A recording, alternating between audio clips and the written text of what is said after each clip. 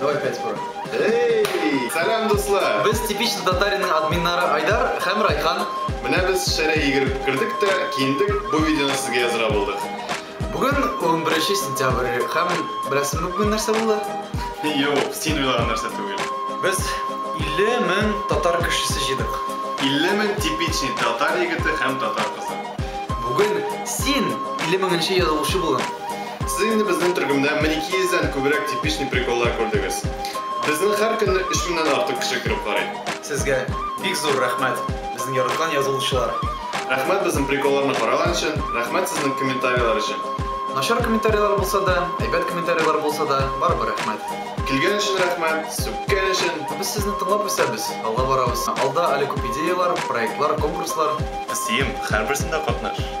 Безнең приколларны урлаган группаларга да рәхмәт. Сез безнең турында тагын да күбрәк кешегә сөйлисез. Димәк, без бергә алга барабыз. Шулай итеп, сезнең яраткан шибәр, типичный татарин админнары Айдар һәм Райхан.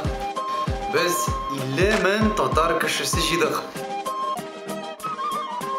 Юк, сез уйлаган нәрсә түгел. 50,000 типичный татар егете һәм татар кызы. Нормально все барысы да, мен да фонны ясыйм нормально. Сезне барыбер, Сізді барып көңіл оқымайбыз.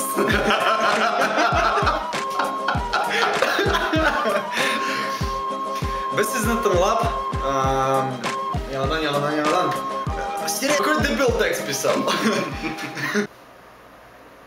Бітті де?